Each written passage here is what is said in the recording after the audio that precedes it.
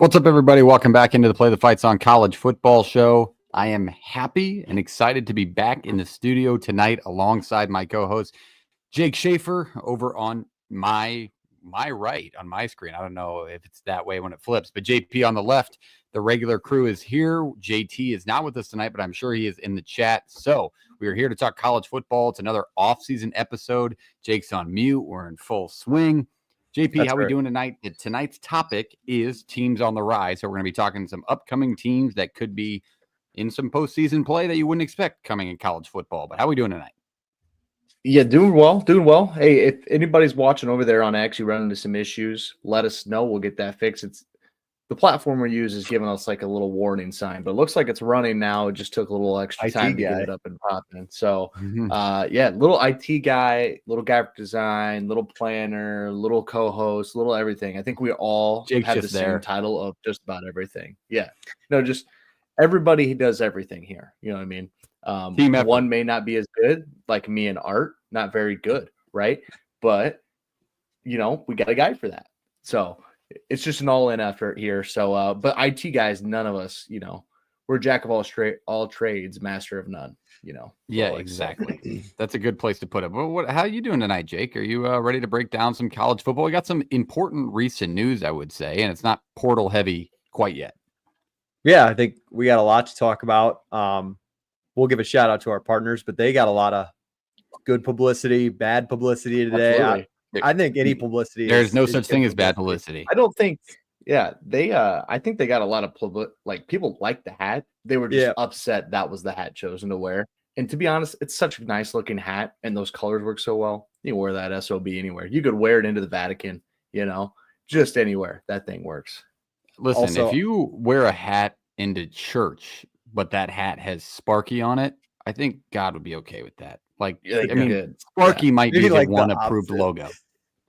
Oh, that's a fair point. That's a fair point. The devil one would be the one. But it's such a good look. It's such a good look that I think that he may let that one slide. I will say it's like that. Yeah, but that's sweet, man. I have a question for you guys before we get started. Justin probably won't be in the chat tonight. Taking his girlfriend on a date. Guess what he's doing? Rock climbing. On the date? No, not a rock climbing. Not rock. Like, what are they doing for the date? Like, they're doing something. Like something kind of. Is this like a first date kind of thing, or is like he? Unless he's jumping in the comments here. Give a guess. Fondue. That's not a bad. It's not a bad guess, GA. No, he's taking her to a comedy show. I've never been to a comedy show. Oh, I hope he sits front row and gets. I didn't anticipate him being a comedy show kind of guy. So I was like, okay, respect to you. Good boyfriend out of you. Your brother. Yeah. You'd think you know a little bit about the guy, right? Yeah, I didn't see him as a comedy guy. So he gave up. What's the comedian? No free ads, but who's the comedian? I actually don't know. I thought I asked him, but I have no idea. No way that guy's better than Play the Fight Song on a good old Thursday night. For your entertainment on a Thursday night. He's like, yeah, I'm gonna take you somewhere nice. We're gonna go to a nice movie, and he just like rents out a room and a projector is just our live podcast. Yeah, that's exactly what he's doing. That's how things start rolling. Comedy shows are pretty fun. You find the right one, you go to. I was at one not too long ago, actually. They're a ton of fun. I don't know how they work for dates because I feel like if you don't know, the significant other, or if it's just a regular date, their kind of humor. If you go a little dark all of a sudden, he's a comedy connoisseur.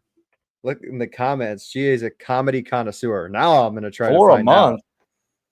I got to try to find out now.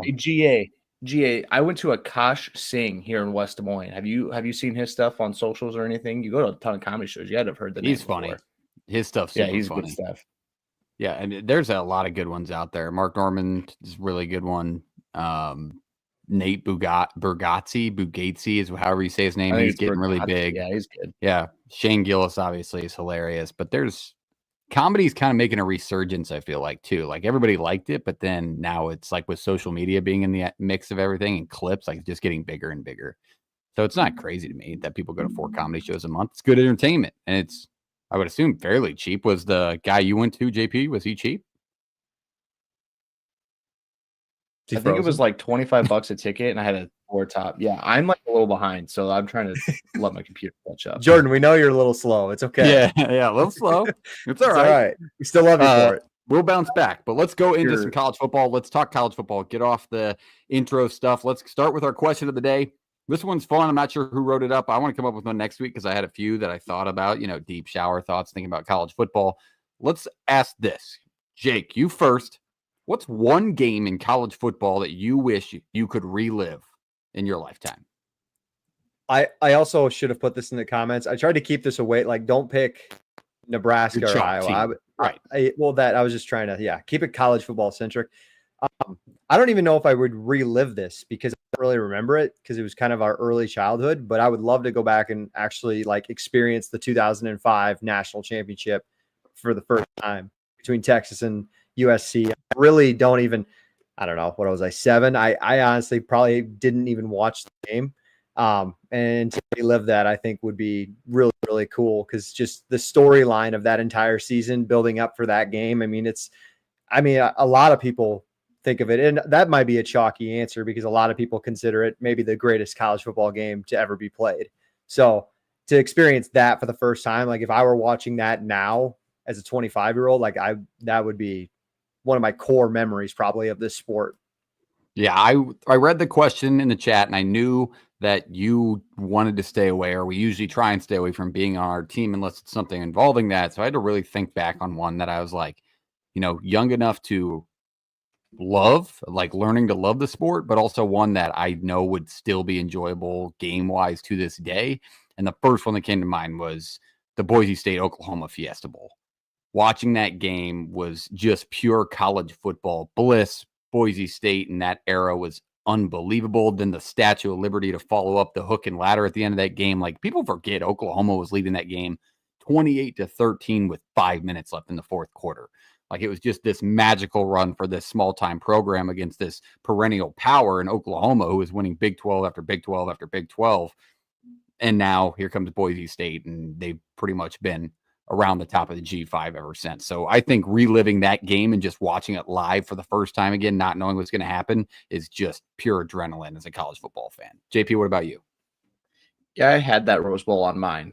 But I remember watching that Rose Bowl. I remember listening to No way. That's I was going to say that. I'm 2 years older than you guys. Okay, so you were 7. I would have been 8, almost 9. Yes. Hard time. You got a great memory. Yeah, because I can't even remember what I did. There was a YouTube video, or there probably still is a YouTube video out there. It was this, all the highlights and clips from this game put into a YouTube video, and the backdrop was the song "Tear It Up." You remember the song "Tear It Up"? That was on NFL Street, and I watched that probably a billion times. But I didn't go that direction. I had it written down. How about this? The first ever college football game played, Rutgers Princeton, 1869. Let's get weird. Let's see how far we've come in this sport. And this game's always I understand that everybody kind of knows birthplace of college football is Rutgers. This painting was in my grandparents' house for the longest time, forever. Just this, you can look it up online. I'm sure it's one of those. It's everybody's got a copy of it in some sort, but it was up in their house forever, and it just looked like it would look like a completely different sport. It's not the same sport. But to see that in the birth of it right there would be so, so cool. A forward pass was seen as witchcraft. They didn't forward pass it. There was the rules were completely different. That's what I'm saying. It was a completely different sport. But that would be so cool to see you watch the birth of what you are obsessed with now. Okay. That's not a bad pick. It would be interesting. I think watching football clips from when it first came out, the leather helmets, no helmets days is just so. I think it's an unbearable product. You could, after knowing what we know now, so slow. It's when people say Michael Jordan was guarding vacuum cleaner salesmen. The game is so different now. It would be hard watch, but also cool at the same time. So I like that pick. That's a little different. But let's go chalk. I want to hear your Iowa or Iowa State one game you could relive. Try and stay away from the titles. Maybe it's something stupid against the non-con, or it was in a cool place. What would you relive? Pick? I had to be there. No, you didn't have to be there, but just as a fan, your fan experience watching it either there or on TV. What's your Iowa one, JP? Or you got to take a second to think, Jake. It looks like you got yours. Yeah, let me think. I got one. And I actually do remember. I remember what it's kind of funny, right? Because I just said I don't remember anything about that 2005 national title, but I remember what I was doing on this night back in 2000 and was it 2002, Iowa State at Iowa City. This was the year Iowa went to the Orange Bowl, won every game besides this one, besides obviously the USC game. We were having a garage party, and I remember like whatever, just like messing around with the neighborhood kids and hanging out and doing all that stuff, not actually watching the game. But I do remember like my I think it was my dad's friend getting super pissed after Iowa State came back down 24-7. This was like one of Seneca Wallace's most iconic games. Iowa State was just coming off of the Florida State game where he was half a yard short of beating a top 5 Florida State team at the time in Kansas City. Also weird to kind of think about that game being played. But yeah, that would definitely be mine. Just the whole ramification. It was in Kinnick. It had to have been the last Iowa State night game besides 2019 when it rained delayed and it turned night like that. I'm pretty sure that was the last Iowa State night game, coming back down that big of a deficit.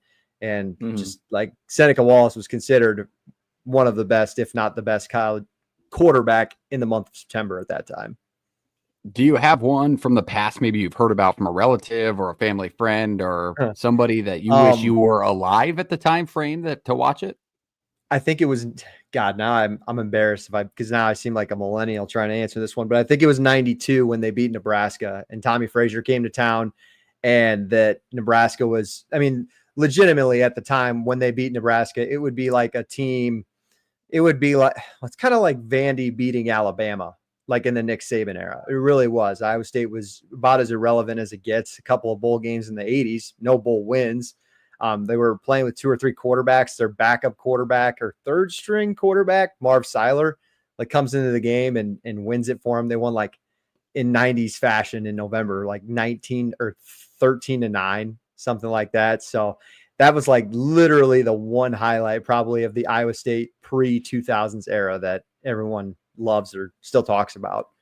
Nebraska still won the Big 8 that year, so I'll give it to you. But my Nebraska one would also be in 1992, but it was the game they clinched the Big 8. I just thought it was cool hearing it, and I see the ads all the time at these like vintage shows that I go to. Nebraska played in Tokyo in 1992 against Kansas State in the Coca-Cola Bowl, and they beat them 38-20 or something like that to clinch the Big 8. But just seeing the Coca-Cola Bowl in Tokyo for college football, and now we get the Aer Lingus Classic, but something like that would have been so cool during Nebraska's run of dominance, I think, to be a part of. And then the in-person one, it sounds crazy, but outside of 2010 Oklahoma and Nebraska, which I bring up all the time as the loudest game I've been to, I don't think a crazy pick for my lifetime would be Colorado from this past season, like from being in Boulder when they won. Great. How the last decade has gone for Nebraska. I don't blame you for picking that. And then being a part of the trip to Boulder, spending $400 ticket, they destroy us, they rush the field, and then just getting the opposite of it last year and doing it back to them was just kind of a great feeling as a fan. And so I would probably relive that one again. JP, you got yours? Like just for fun, I think I have one that's not like, like monumental program shifting or anything like that. But I remember the game and how much fun I had watching it. Iowa played Michigan State in 2010. This is the Sash pitch back to Hyde game. This is Kirk Cousins. This is a top 10 Michigan State team, or a really good Michigan State team, and a really good Iowa team. And Iowa just blew them out of the water. Is this Sports Illustrated cover, Tyler Sash? Is that what you're talking about? No, that was an Indiana game that he had where he's like kind of flexing. But this is the one where he pitches back to Hyde. I mean, that game was so much fun, and I'm 12 at that game, and I remember very distinctly just being like, this is awesome. One that I wish I could go back, and kind of think about that I, wasn't alive for, around for. Some of those years when Iowa was like 1-2 and they played Michigan 1-2 and beat them in Kinnick like 9-6, 12-10, whatever it was, to win a 1-2 matchup, that would have been electric. I think that would have been one of the most cool things to see. So probably one of those two for sure. I think there's bigger fish out there. to go pick, but I think those ones are, the one gets talked about literally all the time because it's a 1-2 matchup win in Iowa City, and the other one's just a core memory for me in my childhood in Kinnick. Yeah, which is always fair. The core Mhm. memories always stick out, and especially throughout your lifetime, made you fall in love with the sport. And here we are, 25 to 28 years later, sitting here talking about it on a Thursday night in the middle of April. So that's what the sport is built on. I will say, let me be very just quick disclosure. Yes, I would have liked to be at all 5 national titles. Yes, that would have been a very nice thing to be at. That'd have been let me- cool. yeah, very clear. And I also just get mad. I mean, I'm sure you guys have it, or back when they had a good season. Jake, maybe not, but I hear about it from my dad, grandpa, all that stuff all the time of just the pure dominance of the era of Nebraska. See, Like they used to go to places and just like you would travel and just know you're going to beat somebody by 60 fucking points. Like it was no big deal. That's Like, oh yeah, what I play Kansas State. actually, I am glad, not glad. You wish Iowa State had some like, historical success to back on, but that's like that's not a topic that ever gets brought up from like the older generation or even my dad, because he doesn't have, like he doesn't say, oh, back in my day, we used to roll into Lincoln and win by 30 points when we wanted to. Like there's none of that. Like we're in the prime of it right now, and Coach Campbell, and I think obviously we're pretty fortunate and pretty lucky to be in the best era of Iowa State football. But I do feel for anybody who's As stuck somebody's it through. In the worst, you are lucky to take like it and run with it. Like our guy, like honestly, like our guy Jay Bird, who like said he was there in '98 when they snapped the 15-game losing streak to Iowa in Kinnick Stadium. Like that's a lot of Iowa mentions here in our best time being Iowa State fans. It was before the year of like 2002. It was that was about it. It's kind of what you hold on to. This is a good one from GA too. Look up pictures, Nebraska at Notre Dame 2000. That is like the first time it kind of was photographed, I guess, of a stadium takeover. 98% red. Like it was the most insane thing. So that's a good pick too. That's one that you also hear about. Red, 98% red. Look it up. I swear to God, dude, it was insane. That's like where the picture originated, like stadium takeovers was. And Nebraska's done it ever since, but it's real. Look it up. I swear to God, it's insane how much red is in the stadium. I was also impressed this year. Speaking on stadium takeovers, Ohio State travels really well, especially up to Eugene. Mm-hmm. There was a lot of red in Eugene this past year. A lot of red in Eugene. Yeah, that's probably that's a topic we could do for another off-season episode. Is like the top 5 fan bases that travel in college football. Shit, I think we all 3 could be like, can we talk about our own fan bases? I feel like all 3 of our fan bases do that. I mean, they're good in Nebraska, but I don't think they're the best. Yeah, they're in the conversation. Like, you got to also think we're also in 2 of the smaller states in power conferences. Like one school in Nebraska.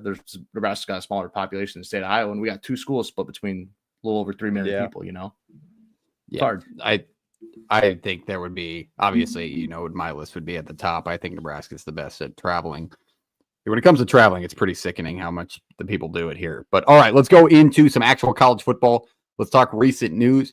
Let's lead it off with a former Nebraska head coach, or interim head coach, I should say.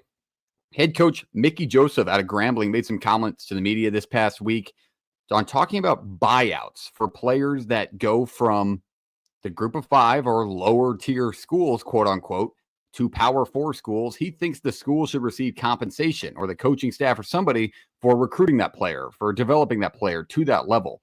What do you guys think of this? Is this something that should be intact, or is this just a crazy thing that could maybe help the G5? Or what are your overall thoughts, Jake? 1,000%. I think it should be a thing. We talk about it all the time. The argument against trying to limit players to transfer, everyone's counter argument is, well, coaches get to do whatever they want. Guess what coaches have? They have buyouts, and people have to pay for them if they want them to move.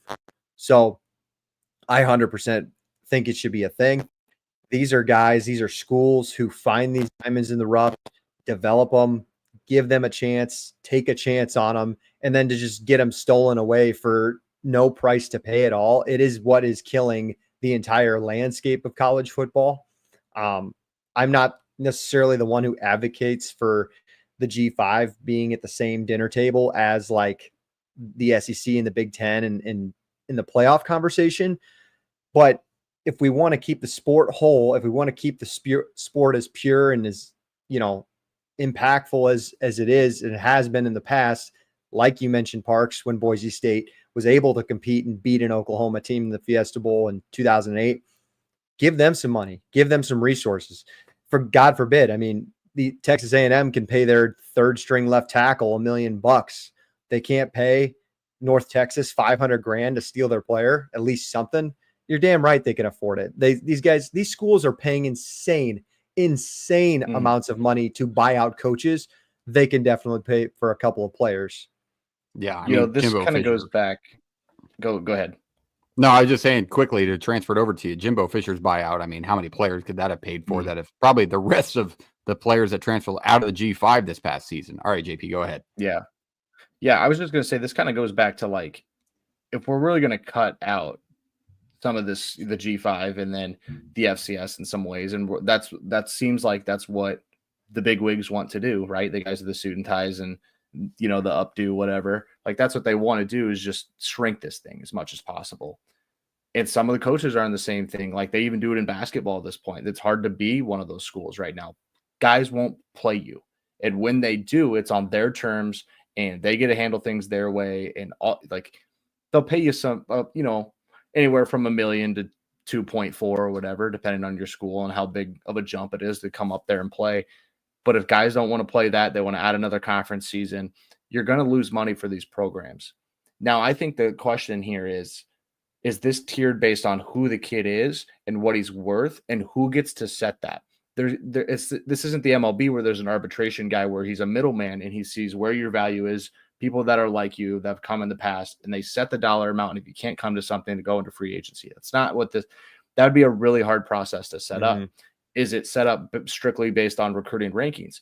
If a kid leaves, East Tennessee State as a 4-star transfer, his price is going to be up. It'll be even higher if he plays receiver or quarterback, or, like a Gronowski at South Dakota State. He's not going to get paid as much as a guy, let's say like a Mackay Hughes as a running back at Tulane, or Darian Mensah that was a quarterback at Tulane and bumped up to the G5 or the P4, sorry. But the whole point being that somebody has to be able to set that price amount, and you can't jeopardize the kid's ability to leave and make something of himself because school A, where he's coming from, and school B can't agree on a number, right? That's just not possible. The kid's going to leave if he wants to leave. Then again, if you're getting money out of me as I leave, is that school willing to pay me less? Am I getting any of that cut? Like as the kid, that's going to come along too. So that's, there should be a structure in place for this to help those schools out that are losing a lot of talent. And as a result, losing that talent, like their teams aren't as good. The product is a little bit different. It's a different G5 than it was 4 or 5 years ago. But the kid is going to want some of that money if you start paying the school he's coming from.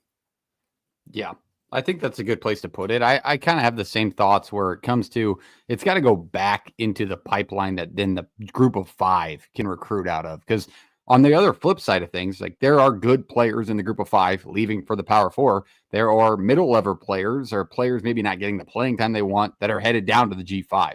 That money or whatever percentage that you're requiring that Power 4 to pay to grab the really good group of 5 players then goes back to that group of 5. So then now they can go out and compete to recruit these players that are maybe not getting the playing time they like. Just kind of leveling the playing field evenly. And it doesn't have to be an incredible sum of money because a lot of these G5s are operating with nothing. So I think anything helps at this point. And it's an interesting storyline to follow and interesting comments. He was pretty passionate about it too. Go ahead, JP. What about like,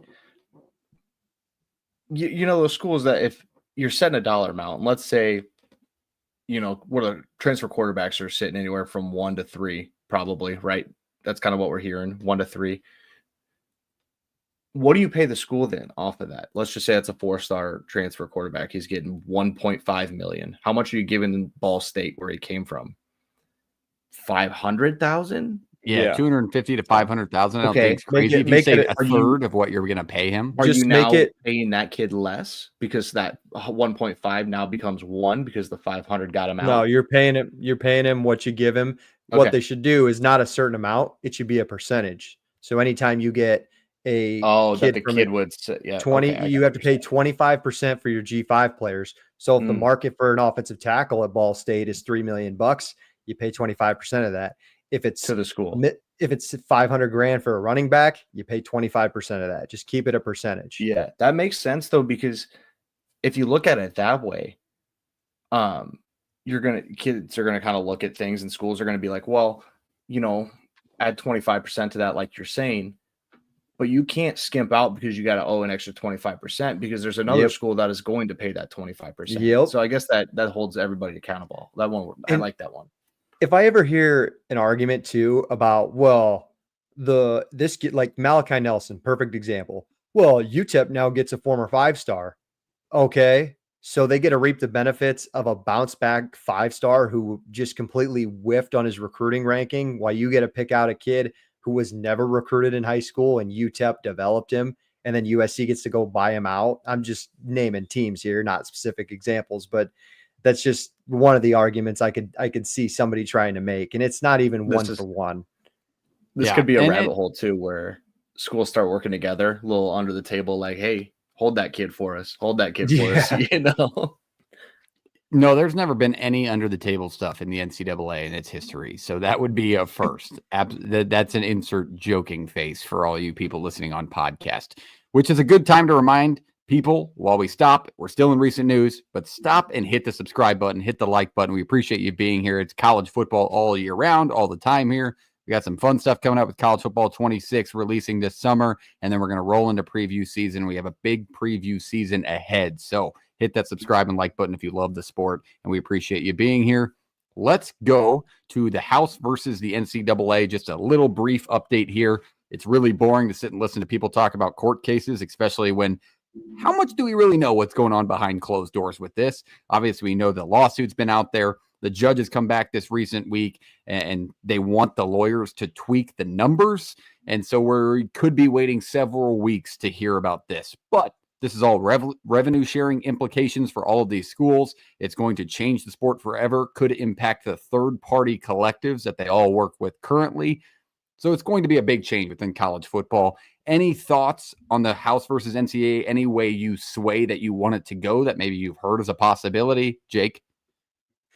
No, not at this point. I thought we were going to get some like actual moving forward news on Monday, which is why I put it here. But of course, we're going to push it off. And I'm sure this settlement will happen like right in the middle of July, right when the rosters are finalized, everything's set in stone, and we just move forward with the 2025 season. And then we circle back and tackle it for 2026 or whatever that looks like. I'm sure it'll have perfect timing there. Yeah, I'm sure it will too. Any thoughts for you, JP, on this? House versus the NCAA could be very similar to Johnny Depp versus Amber Heard. Okay. Yeah, that's exactly. I mean, that's what do we know, right? Like, what are they talking about? What terms are they changing behind closed doors? It's just when it comes to court cases and the NCAA being involved, you really don't know until it's finalized. So God knows where this thing could go, but we'll keep you updated throughout that process. Worth mentioning because we were supposed to hear something this week, like Jake said. Let's go to the next point before we get into some portal movements that are happening. JP threw this one in there, so I'm going to let him explain it. The note I have in front of me is the Cal mega donors will not donate to Cal Athletics until Justin Wilcox answers to Ron Rivera. JP, tell us about this article and why it's recent news. Yeah, I think I believe this was Dennis Dodd here that the first one I saw do it. Basically, what's happening is that Cal has some very large athletic donors and football-specific donors that help their NIL fund kind of move the needle, right? The problem is that they are now seeing Ron Rivera in a GM role, and they don't want to spend the money until someone outside of Justin Wilcox is really making the shots and calling everything here. They want Justin Wilcox to focus on football, and they want Ron Rivera to worry about the money and all this other stuff on the side. This creates a weird dynamic that the money does talk, right? You have to listen to this. This would then take Justin Wilcox, who's been pretty solid at Cal, and put him below a recent hire in Ron Rivera and make him answer to him just to get money for him to compete, right? So if this is a blueprint that other fan bases and donors see when they don't like a coach and they gotta answer to the GM it's just intriguing to me how this moves throughout the country. Like, our GM hires now from here on out with teams who don't have GMs. Are they now getting hired to go above the coach? Or because a lot of let's be honest, like a lot of places in the country, the coaches are the ones that hire these GMs. So I'm just intrigued to see how this works in the long run. If it becomes like the GM gets hired first, then the coach gets hired second, is the GM hiring the coach the process that this could, inevitably cause an avalanche around college football through the years if we're hiring GMs and fan bases want them to make the decisions.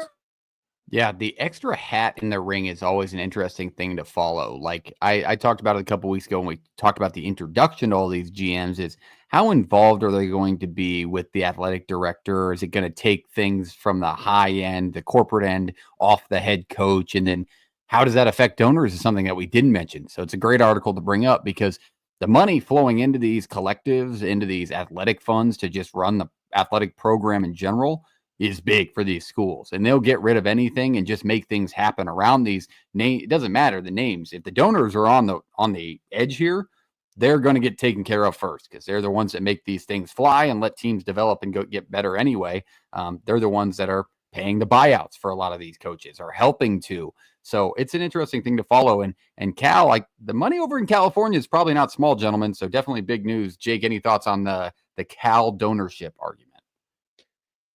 Yeah, two things I took away from the article. One, it's kind of ironic that they're trying to go the route of their rival in Stanford and allow their former professional football GM to have a very significant role in the program, like Right. Andrew Luck. But it's kind of funny because if you're Cal, you don't want to be in Stanford's position. Stanford's been terrible for a really long time. And Cal's had decent recent success. Like they've been to 3 bowl games under Wilcox, and they'll be okay again this year, honestly. So we talk about the GM role all the time, and maybe our listeners are tired of hearing about it. But this is what makes the GM position in college football so complicated because everybody's role on each and every single team is just different. There needs to be, guys, it circles back to the same thing we just talked about 2 topics ago with the G5 buying out stuff. There needs to be something in place that has rules for these transfers, for these GMs. Like everything needs to be one specific way. Otherwise, you just get a GM who might have more power than the AD now. Like, how the hell does that work? It's just getting too complicated because we've been stuck in our ways for so long, and now we're just getting different things going on, and now you're getting boosters to not want to fund your program because they want somebody else in charge. It's bizarre. And obviously you're not a part of a lot of backroom conversations or how these decisions are coming to me, but it really just felt like from the ground up, this thing just sprouted of GMs hired here and now it's hired here and here it comes. And so it's sort of like the conference realignment and the first portal window of like, what the hell is going on? I think people are going to have to learn to adapt, and problems like this are going to arise as that adaptation happens. So definitely an interesting topic to follow, but let's go on to the transfer portal. The portal window is right around the corner, and we have some news. We've seen a few names dump in there. Nobody big yet. I'm sure we'll have a few shockers throughout that portal season. We'll have full coverage right here on Play the Fight Song. But let's talk on Nico Amaliava. Nico Amaliava news came out this afternoon that is pretty interesting that he is in contract negotiations, active contract negotiations with Tennessee. And if these things don't work out in the contract negotiations, it could lead to him entering that spring transfer portal window. This is weird. My first thought when I saw this was, how much does Nico have to stand on after last season? Like, what is he arguing for in that room that is not have this thing close? I'm sure NIL money is the main topic in this meeting, but I don't know if Nico Amaliava lived up to the hype enough last year where he can be in that room demanding $3.5 million or whatever that number may be. What did you guys think on this topic, JP? Yeah, that is a great point where you started. I am curious as to what this means, right? We don't necessarily know. We're assuming that he wants more money. That's just what we're assuming. This isn't like baseball where in football where guys are restructuring contracts to make sure they can keep winning and keep winning. Nico signed a little over $6 million, right, out of high school. It was like a little over $2 million a year. And you got a good point. Like, does he really have something to stand on other than just threatening the portal? I would argue no, he doesn't. And if I am a booster and now all of a sudden I have to stand there and be like, pay this kid probably up to 2 or probably up to 3 or 4 is what he wants, right? For maybe one more year, he's draft eligible this year. Or do I go, I can spend less in the portal and I kind of like what I have behind him. This kid hasn't really been worth the $3 million he's asking for me. Walk. Like, it's a real thing that you have to consider, and it's ridiculous that they have to consider this. And it's ridiculous they're having negotiations before the freaking portal opens up. Are you kidding me? We're using that as like I know kids use it as leverage, but like I just think it's a bunch of this freaking NIL deal agent BS. I just think that is one of the dirtiest jobs you could have right now, because I think 95% of them are in for the wrong reason. I'm sure 5 of them out there are doing a great job. Like, probably 100%. Do you know how much do you know what the percentage of these agents make off? Yeah, and an NFL agent gets like 5. There's gonna be there's some out there that are doing it for the right reasons and like doing their real due diligence and stuff. But not all. I would say the vast majority are just scummy. And this feels like one of those, like, hey man, like, hey, we took him to a playoff last year. We're pretty good. They're already paying you this. See what this kid just got in the portal. Like, let's go talk to him. I think that's scummy. And to be honest, I don't know if I'd pay him if he's going to ask for 3 or 4. I'd be like, walk. I can go get a kid out of high school that could start in a year, and I could get a kid out of the portal. I'm not kidding. Like, I don't think he is worth the 3 to 4 million if that's what he's asking. I don't disagree. I think there was a lot of you think he's worth $3 or $4 million, Jake, to be honest, from his play last year. How much we had a million conversations on this show about his inconsistency throwing the football and the struggles offensively that Tennessee unit had. Do you really think he's worth $4 million? Because there's only so much money in the pockets. There is. At the end of the day, there is an end. Yeah, you're worth what somebody will pay you. And I think what Beck get close to 4 and Mensa got close to 4 going to Duke. Is he a better quarterback than Darian Mensa? Yeah. I guess we'll find out this year. Yeah, he is. But has he shown it? Has he shown it? No. Yes, he's so young. He's so young. You're damn right. It doesn't matter, though. If you're asking for the money, you don't get to be like, oh, but he's so young. He'll get there. He'll get there. No, you're asking for 3 or 4. You get treated like a guy who thinks he's worth 3 or 4. I think he could be this year. I do. I mean, what are you going to do? You're going to let him walk, and then, yeah, you do. Because then you're going to let him walk and then go let him do it. Like, you imagine if Ole Miss pays for him, you're going to let Ole Miss take that guy under Lane Kiffin's offense, and you're going to see what he maybe if we're being real, it wasn't the scheme. The scheme that was the problem. It was a kid consistently overthrowing open receivers. And do you think Nico Maliava is going to do that much better than Jackson Dart did in that system? No, I don't think he would do what Jackson did last year. I don't either. I think we're forgetting the play that Nico Maliava had throughout the entire season. Like, yeah, he had a great start, and statistically, that loaded his season a little bit. But dude, he had some struggles against good opponents. I don't know if this is a hot take, but if say he actually does jump in the portal, he's clear and cut the biggest name to ever jump in the portal. Like, I don't think that's an argument. He's up there as a quarterback for sure. Just in general, he's easily the biggest name. Like, even Cam Ward's name wasn't that big at the time when he jumped in. He was kind of under the radar. Like, maybe Travis Hunter, because he was a former #1 player. Yeah, but we knew he came out of Jackson State. Yeah, we didn't know that. And we knew where he was going. Like, we knew he was following Prime, so it wasn't that big of a deal anyways. Like, this would be earth-shattering news, especially in April when we've already gone through spring ball. I don't want to it's a grain of salt. And GA made a great point in the comments. This is happening more and more in college basketball more than anything. College basketball is as dirty as it gets. It's disgusting, and it makes me hate the sport at times, honestly. But they'll pay. If there's a lot, they probably will pay it. They all pay up for them. That's I'm just saying, if this becomes the norm, how often are you going to be like, okay, we'll just pay it. Well, okay, we'll just pay it. Okay, we'll just pay it. That is why there's not a lot to stand on. That is why we just talked about it a topic ago. Maybe if we can get this settlement done and we can get more structure in exactly right. Like, what That's the only reason I think this thing is gonna pay these outstanding is I think the conversation is about money, and I don't know if Tennessee can give an answer yet because they don't know how much they're going to have to pay out via revenue share because it's not like an even salary split. Like if Tennessee has to pay out 50% and that's $28 million, 24 of that could go to football and 5 more of that could go to Nico Maliava alone. It does not have to be evenly spread between the football team. It just has to go to the athlete pool in general. So it's an interesting story to follow. I just feel like every NIL agent, being the greasy bastards that they are that are out there, I just feel like the Johnny Manziel documentary, The Untold on Netflix, like his friend that was organizing the autograph signings, that's who I picture is running like NIL agents. We It's have like to get that greasy cigar in the mouth, little slightly overweight frat dude that's like, $4 million. Look up Darian Mensah's agent. Look him up. It's not far from it. Seriously, I would it's like gross. to have one of these guys on and be like, can you actually tell me what you're doing and what you think you're doing for this kid? Like, I understand you think you're making him lifetime money in some spots, but what do you get out of it? 20%, 25%? Yeah. He enjoys where he's at. Got to hit the portal anyway. Somebody else will pay you more. Like at what point, he could be a Heisman Trophy runner-up at this school and have the best quarterbacks coach. But if Georgia's calling and they're going to give you an extra $5 million, might as well swing over there. They're good enough. Like, what are they filling these kids' ear with just money? Like you really think their own pocket? Darian Mensah, if he would stay at Tulane one more year, had another good year, you think Duke is where he was going to land? Let's be real. Yeah. No. It was for the money.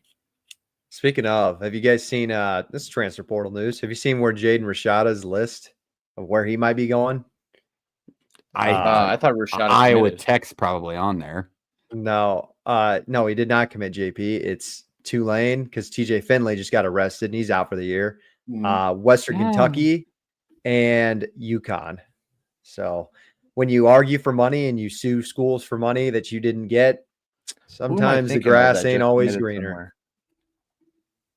One of those quarterbacks, similar story, just committed somewhere.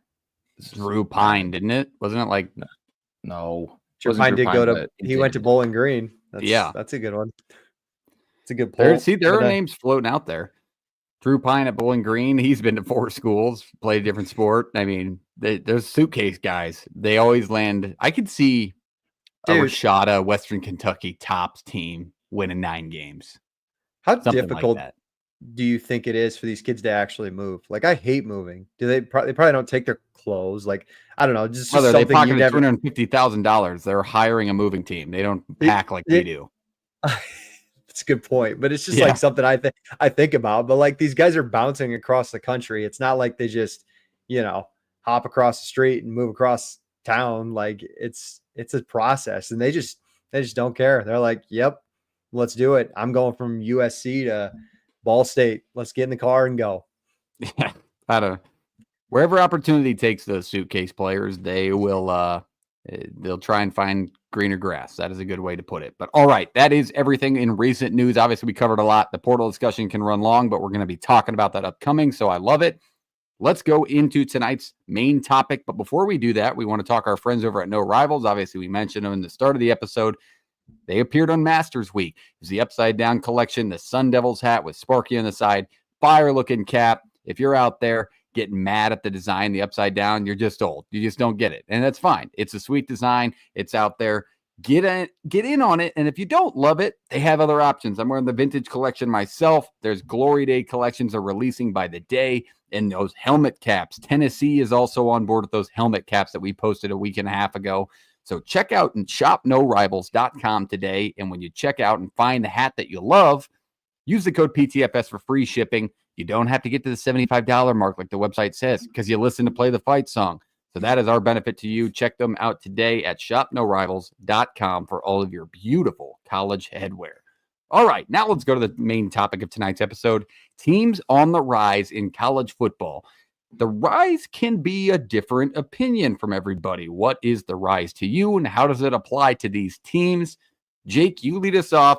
Give us a team that you think is on the rise within their conference, within their division, whatever it may be, and why so. I'm just going to start with this one because it was pretty relevant to what we were talking about. Tennessee. I think Tennessee is on the rise to being a legit national championship contender.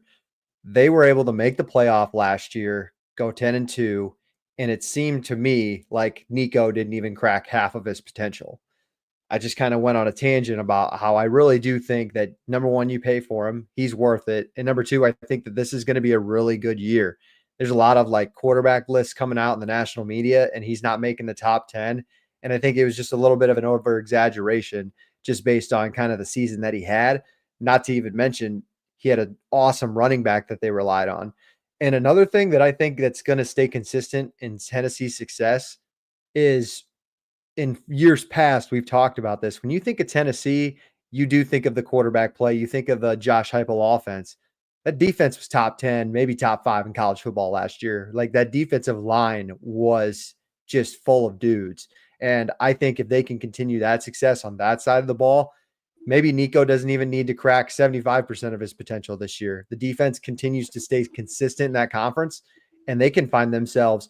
I mean, the SEC feels as open as it's ever felt. And I think this is a great opportunity with your young quarterback, great defense. And now, what is this, year 4 under Heupel? 4 or 5. Yeah, I think this is the time to make the jump. Go for it. It's like a real top 5 team. All right, Tennessee off the board first. I'll go next. Mine's in the same way where they make the playoff last year, but just as a program, I think this kind of shows the country of where they can be, and that's Arizona State.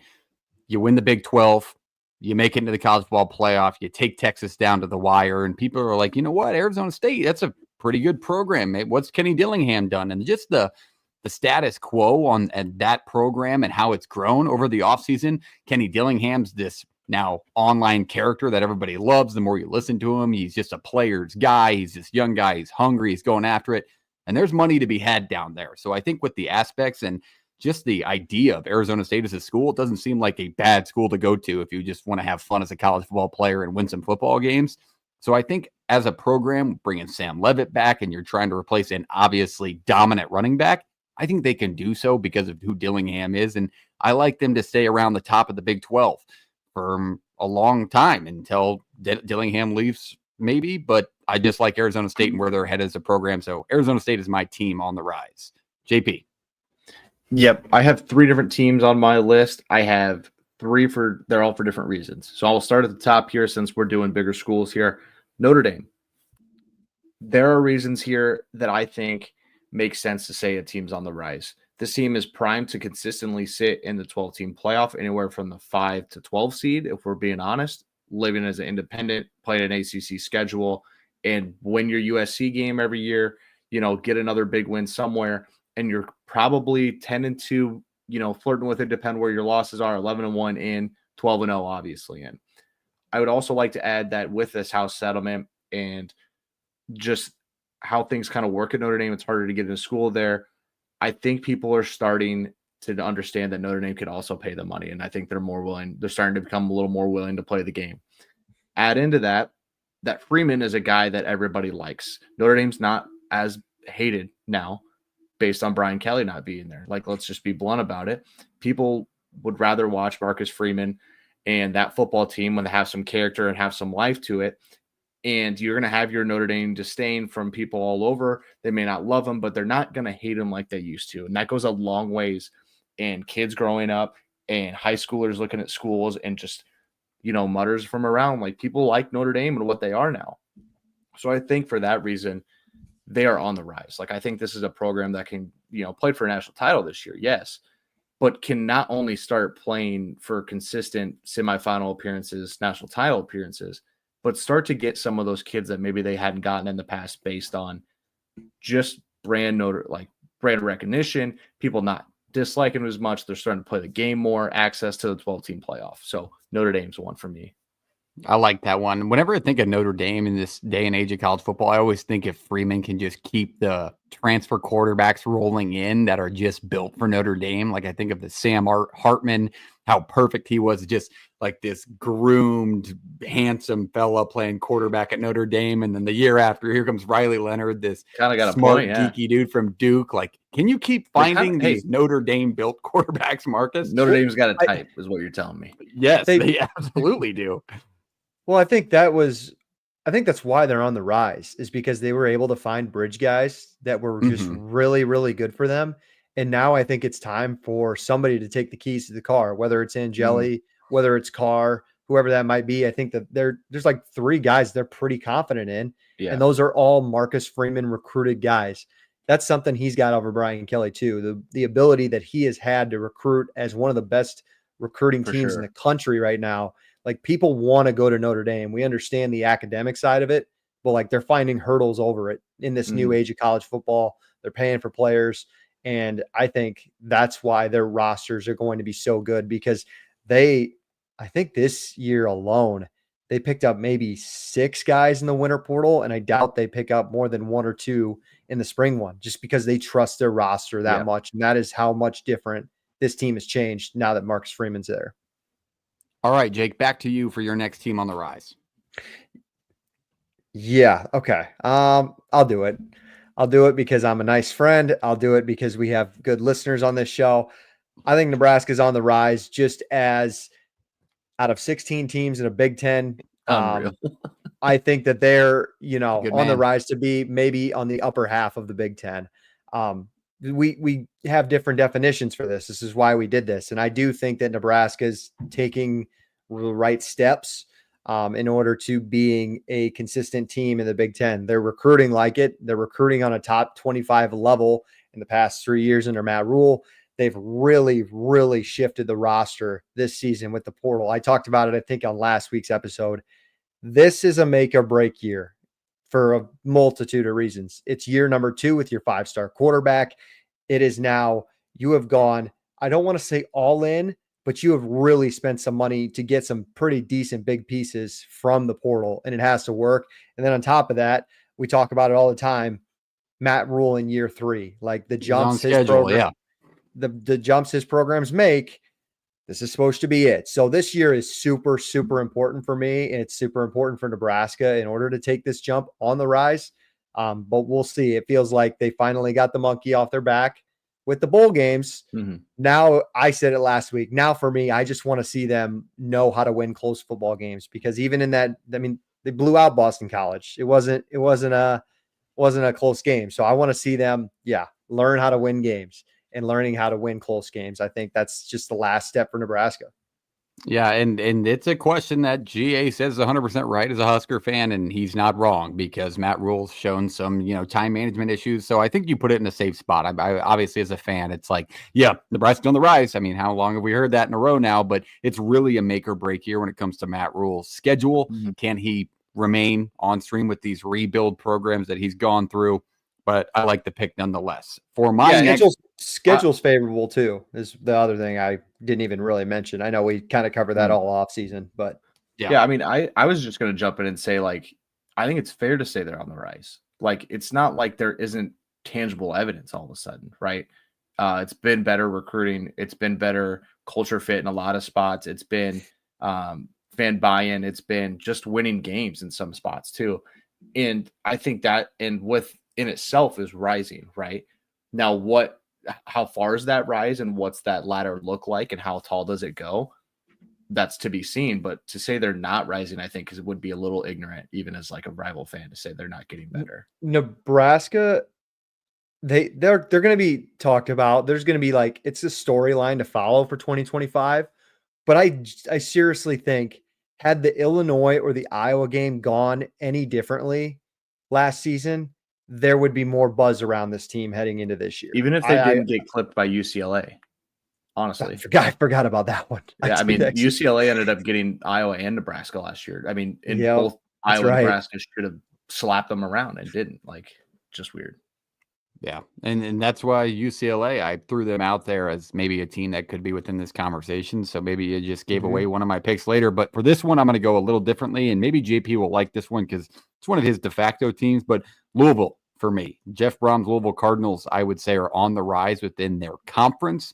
I think they have a chance with what they are able to do and how heavy Brom goes into the portal, where if he just gets the right fit, that ACC feels so open that they can just run away with it. I mean, this is a team that competed with Notre Dame last year. As much as Jake may say they didn't throughout that game, score-wise, it was close, but it's a talented team, and JP and I can speak to it. Jeff Brom was at Purdue.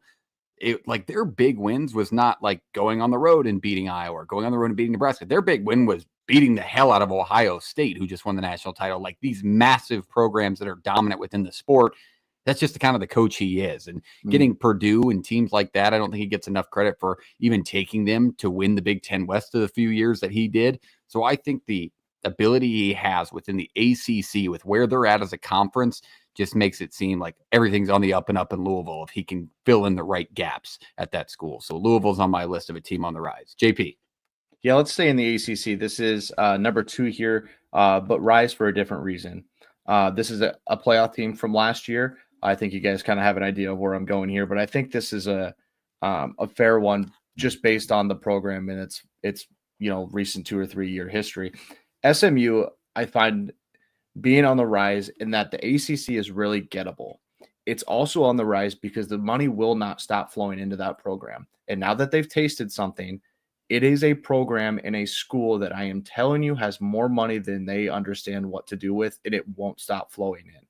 Add into that they are going to have to pay to stay relevant and get to the upper echelon of that ACC. So guys don't become, that if you sit, in my opinion, if they end up sitting and being a mediocre, like okay to pretty good ACC team every year, they now become the poachable team. People can go grab Kevin Jennings. They could go grab, different pieces off an SMU team and bring them in. SMU needs to make themselves a place that is a destination to keep guys like Lashley around and all their players and things like that.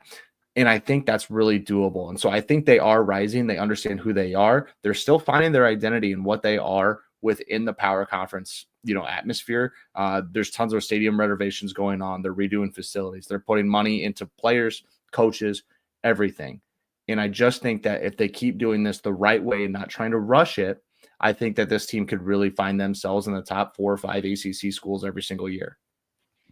I like that because I'm a Brett Lashley guy. I really think the offensive mind, like people forget he was responsible for a lot of those successful offenses at Auburn.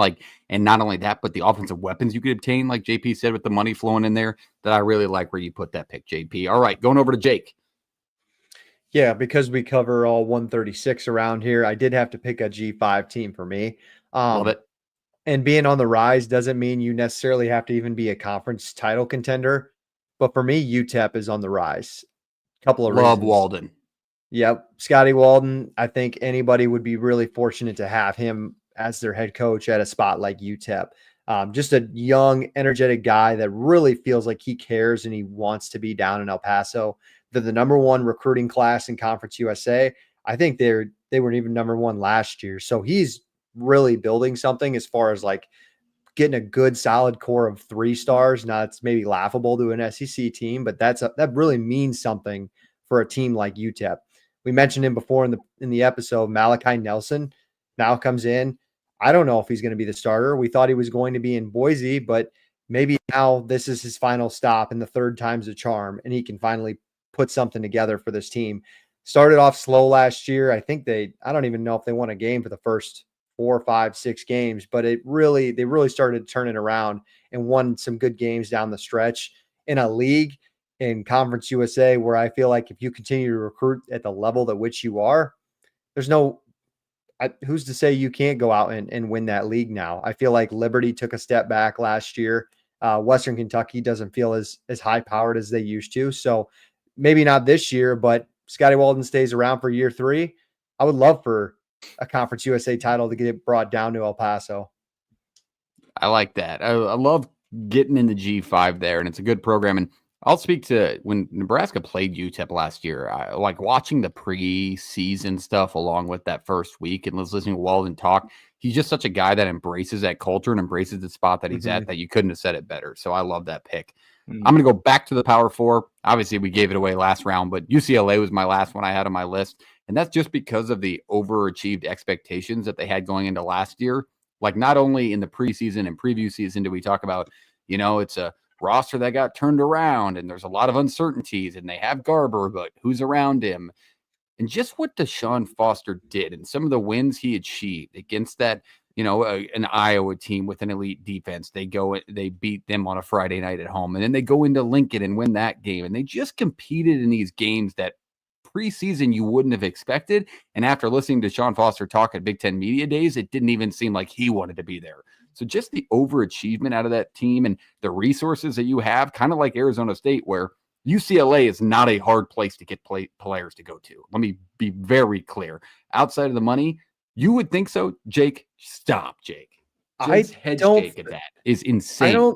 I don't think UCLA is that hot of a place to go to for football play. I just don't think, like, they can barely recruit at basketball anymore, and they're like the most historic basketball school in all of Donovan Dent's Bruin now. Yeah. Okay. I mean, so like, I don't think it's as easy to recruit there as you maybe think. Like, USC and UCLA have really struggled in just at recruiting out west. If they start competing in the Big Ten and winning games like they did last year, it'll get a lot easier. I'm just saying the resources built around the program can make it a lot easier to recruit. I just think that from where they were preseason last year to where they are now, and we'll talk about them, and it may be middle of the conference again this year, but competitive in games, not 10 to 15 point underdogs in every matchup you have because of the coaching job and what they did last year. So I think that they're on the way up from where we had them pre-2024. JP, your last pick, I believe you said you have one more. Yeah, I do have one more, and I actually had a G5 team in mind, and I'm excited to talk about it because it's one that I feel we talked about in our early days of it's just money quite a bit, and we hadn't gotten to them quite as much in the Play the Fight Song days, and there's different reasons for that. But let me take you down to the Bayou in Louisiana. I think if you look at who Louisiana is as a program, not just like not just like a team last year that played for a Sun Belt title, not just a team that that's where Billy Napier's from, right? Like, not just that. Take it for what the program is, where it's located, the conference it plays in, and the historic wins that this program's used to. It goes a long way. Head coach Michael, and I had to look this up because it's like written in like French, like the Click Cajun the button. Desormeaux. No. Nah, I'm what? kidding. You say Robichaux? Like, what? Like, that's not what that says. Michael Desormeaux. I think this program went from winning a lot of Sun Belt titles with Levi Lewis at quarterback and Napier and being like really good G5 team to kind of hitting slow slope, and then they're coming back up. And I think there's a chance for this team to continue to rise to the top of the Sun Belt because it is not only going to be, a football rich program with a lot of fan support. It's also a great fallback place for a kid who went to one of those power conferences and maybe has to come back because, it has to come back for whatever reason. They want to come back home. It didn't work out somewhere. It's their third stop. This is the landing place people can be. And I think this is also a program that can keep some more kids and kind of work to keep that money flowing.